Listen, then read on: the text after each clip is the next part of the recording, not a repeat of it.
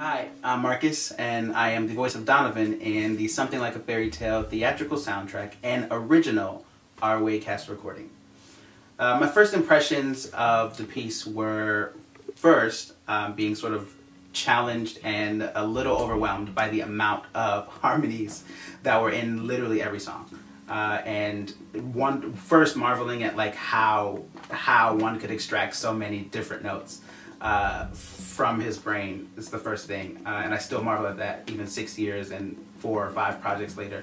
But I do remember specifically being like, okay, this is the challenge at hand, is to make sure that I understand what's going on here vocally before we even can get the story right.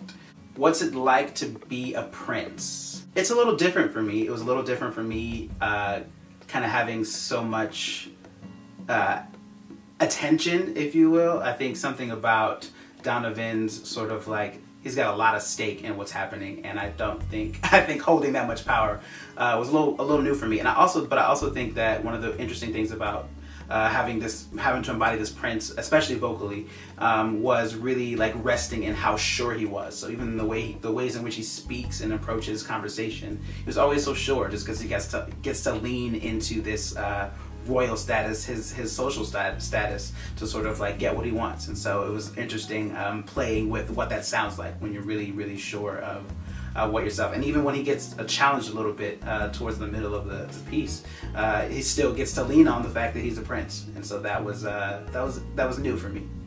My favorite song is hands down Who Will It Be? And I know this because I actually went on a nice journey arc to get there. So when we were learning the songs, it was Who Will It Be for sure, like based on the harmonies and all those things that happened. This was pre-tracks, right? And so then a close second was the Wintropolitan anthem in Nothing Like a Fairytale in the opening. But I was like, okay, Who Will It Be sounds like the one. And then we got the tracks. And then Today Is the Day actually like briefly took over because we got that track early. I think it was because it was an ensemble track. But that was like a brief time. I was like, okay, the church boy in me was really moved by that one. And then the Who Will It Be track came, and I was confirmed that it was in fact the Who Will It Be is my absolute favorite song.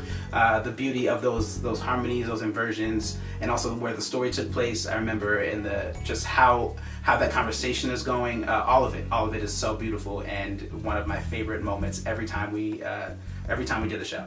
What do I hope the world will gain from this piece?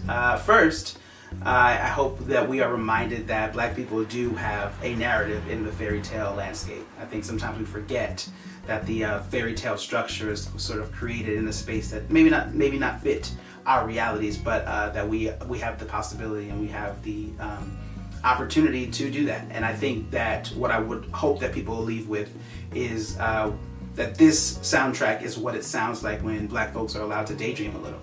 And so I really hope that you guys get to rest in knowing what that story sounds like when we get to daydream and tell stories with a little bit of fantasy and imagination as well. So I look forward to sharing this story, this piece, this soundtrack with all of you, with the world. I look forward to seeing and hearing how many times you keep this on repeat and listening to the many times that this is on that this is played ad nauseum after Christmas. So do what you need to do, pre-sale, post-sale.